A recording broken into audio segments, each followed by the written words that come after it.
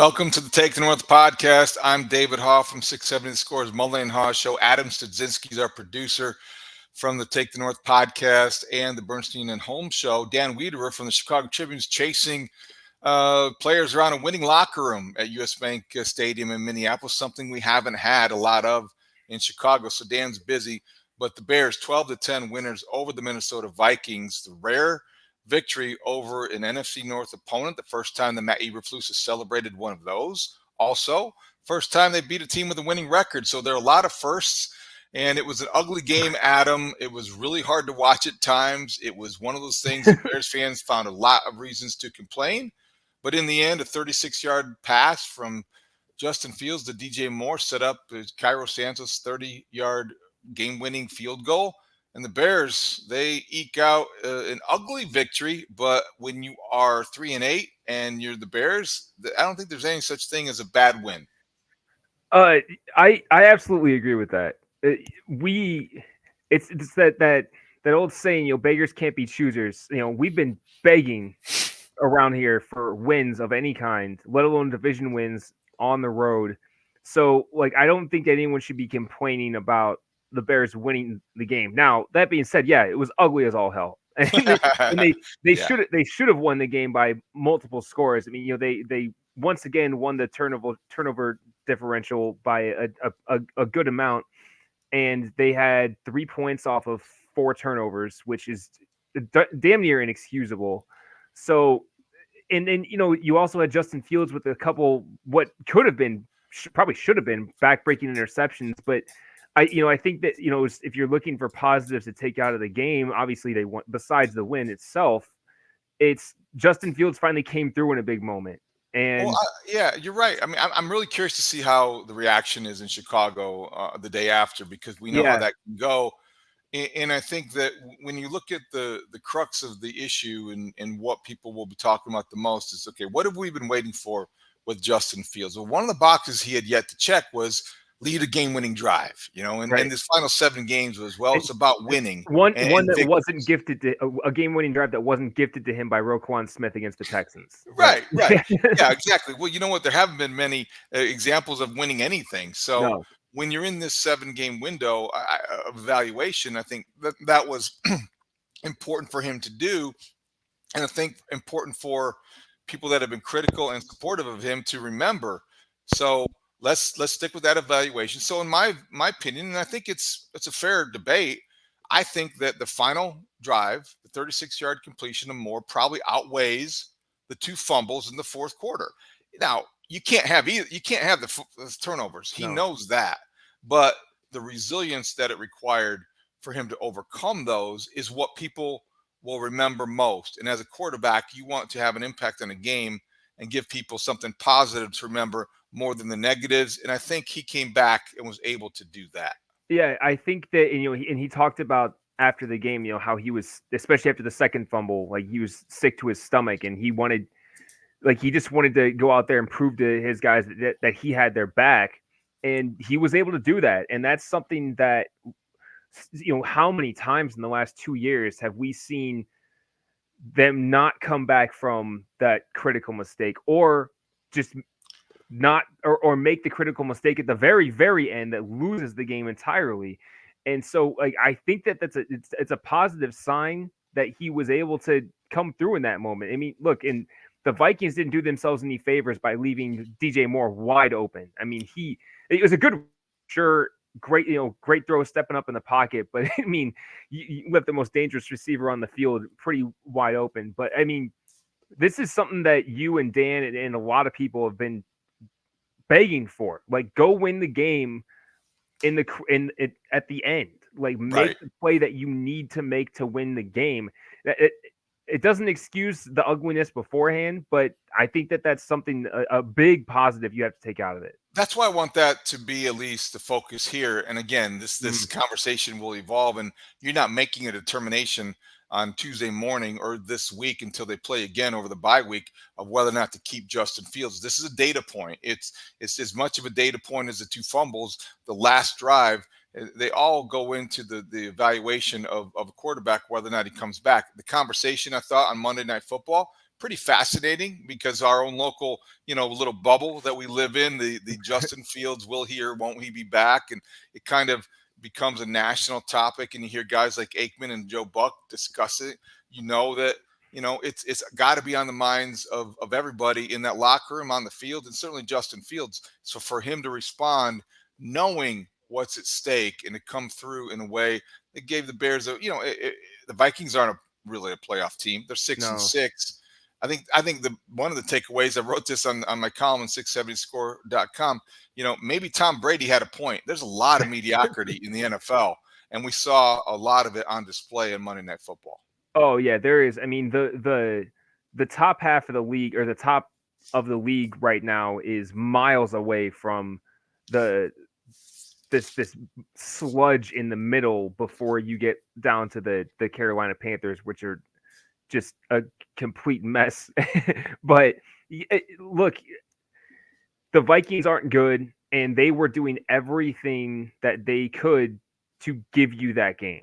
Like they were begging you. I was thinking, and I actually sent a tweet out during the game, like the Vikings are begging you to blow them out. Like they were absolutely giving you this game in every way that they possibly could. And it was just like against the Lions, like the Bears couldn't overcome their own mistakes. I mean, you look at what happened after the Jalen Johnson interception. It's a great interception. He had a nice run back, and then it gets brought back with a debatable penalty against Kyler Gordon with his helmet coming off. So, his face mask was off. That was kind of a weird one. Okay, fine. But then you get 2 penalties after that on offense that set your offense back, and now you end up punting on a drive where you could have had the ball at the 33-yard line, basically in field goal range. Like that's right. And that's just like so much what this team has been. Like you make a good play, and then you're all of a sudden falling backwards. So, but again, like as the point I was trying to make here, like the Vikings begging you to win this game, and the Bears found a way to do that. Now, this is not sustainable. Like you can't win games by only kicking field goals every week in this league. You just can't. But for a singular game on the road, getting a division win, like I'll take it. You take whatever you can get. You eke out of there. You escape, however you want to describe it. When you're on the road and you haven't beaten a team with a winning record at kickoff, you'll right. Take it any way you can get it. And the way that it ended left the most indelible mark. I also think we have to do this. The defense for the Bears held the Vikings, even though it was Josh Dobbs who threw 4 interceptions, 242 right. total yards for a defense that, needed that kind of effort. Montez Sweat had a sack and a half. TJ Edwards had a pick, and he flew around everywhere. I think Terrell Smith filled in pretty well for Tyreek Stevenson. He had 8 tackles, led the team. Kyler Gordon, when he had his helmet on, was a pretty good player and an asset. He got flagged for that silly penalty, but that was kind of weird because it had a broken face mask. And then Jalen Johnson. I wanted to get your opinion on Jalen Johnson. He had 3 breakups. He had the pick. Mm-hmm. Adam, though, he had a pass interference penalty or a holding call on 3rd down, and he missed a pick 6 opportunity. Again, I don't want to be negative about that, but it's hard to forget those when that pick 6 again for the 2nd week in a row could have meant so much. Overall, I think he had a pretty more pluses than minuses. But people are going to remember the drop pick 6, and he'll have to at least address that because he's not afraid to address anything. But his game, his night was mixed. And the other thing was that Jaquan Brisker, he had an interception. The ball went through Jordan Addison's hands. The Vikings, did the Bears some favors. Josh Dobbs was not good. He came into the game kind of a curiosity. He'd been with the team 27 days. They made a big deal out of that. He was kind of one of these guys that was a great story. The aeronautical engineer, the guy who has a NASA internship on his resume. He was the astronaut. They had the pastronaut people at the stadium. But Josh Dobbs was a big reason why the Bears defense was, clicking. The only play that I thought could be questionable when it comes to the Bears defense, touchdown to TJ Hawkinson, 4th quarter. Eddie Jackson, you can't have – it doesn't matter if they catch the ball in the end zone. He should know this. He's a veteran Pro Bowl caliber safety. It doesn't matter if they catch the ball in the end zone. Why do you have so much depth at that point of the field? He was passive. He didn't attack the route. Hawkinson's the only guy they can go to in that situation, and they did. And he caught the touchdown that almost beat the Bears. That would have been an unforgivable mistake by a veteran safety. You can't let happen for the second week in a row. Yeah, that was a really, I don't know. There's no other way to describe it than just largely inexcusable. I mean, you can't. You said it perfectly. Already in the end zone, Eddie. There's nothing. If he catches then that's a touchdown. Like Right. you need to drive down on that ball and try to make a play on it. And it seemed like he was so passive, and that's so unlike the Eddie Jackson that we saw up until 2020 or so. Like he was a guy that was driving on the ball and always wanted to make a play on the ball, and he was kind of weirdly passive there. And then just you were saying about Josh Jobs that he was overdue for a market correction. Yeah, he definitely was. Yeah, It would have been so bad to lose that game. no doubt about it. They tried to give it away. They tried to do whatever they could, but the Bears were due to have one of those games. Numbers real quickly.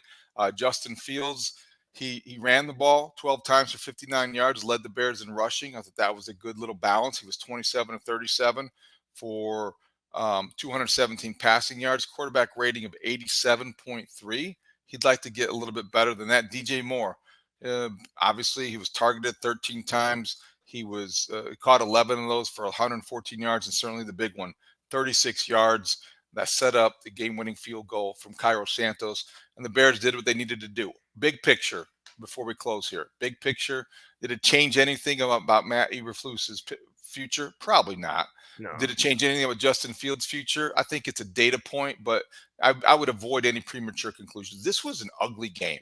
Yeah. This was really hard for a lot of people to sit through. A lot of people probably checked out early and went to bed. ABC and ESPN could not have liked the product that they sent out to the masses in a primetime national televised spot. But if you're the Chicago Bears and you haven't beaten an NFC North team in since the 2021 season, you'll take it. You'll take it all night, all day, all season long.